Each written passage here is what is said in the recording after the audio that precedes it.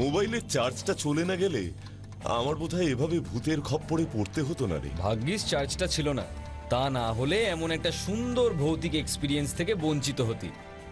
দেশি মুরগির মাংসের সাথে ভূতের গল্প। ভালোই জমলো কিন্তু ডিনারটা। সুরজিৎ, তুই এটাকে গল্প বলছিস? আরে না রে ভাই, চটে যাস না। ব্যাপারটা গল্প হলেও তো সত্যি।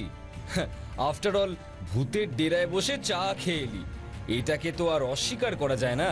কাল সকালে ফিরবার পথে তুই নিজে যাবি ওই ষষ্ঠীর গ্যারাজে, নিজের চোখে দেখে আসবি ডাঁই করে রাখা আছে কত এমন পুরনো ফিটনের চাকা। আচ্ছা, তোর এই ষষ্ঠী মেকানিক যে মানুষ, সেটাতে তুই নিশ্চিত তো? দেখ সুরজিৎ, ব্যাপারটাকে এত হালকা ভাবে নিস না। আরে না রে, নিচ্ছি না। কাল তোর সাথে আমি নিজে গিয়ে জায়গাটা দেখে আসবো, তাহলে তোর রাগ কমবে তো? অফিসে গিয়েই পুরো ঘটনাটা ব্লগে পোস্ট করব। হ্যাঁ, আর টাইটেলটা দিস আ হরর এক্সপিরিয়েন্স।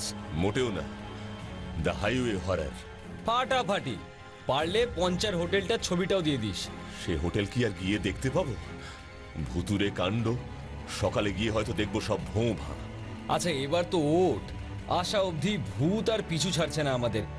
এতদিন পর দেখা হলো, ভাবলাম দুজনে মিলে স্কুলের স্মৃতি রোমন্থন করব, তা না। কাল রাতে জায়গাটা ভালো করে ট্রেস করতে পারিনি, তবে তোর বাংলো থেকে এতটা দূর তো ছিল না। ওই ষষ্ঠীর গ্যারেজ তো।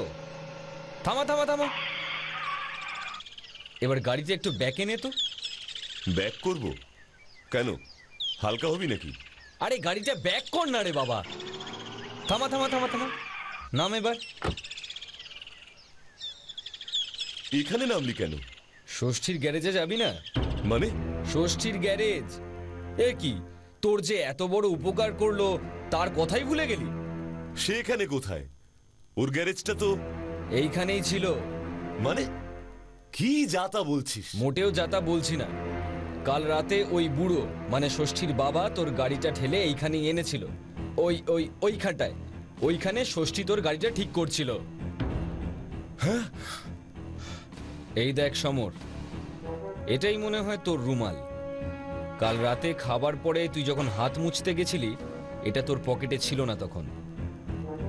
কিরে সমর?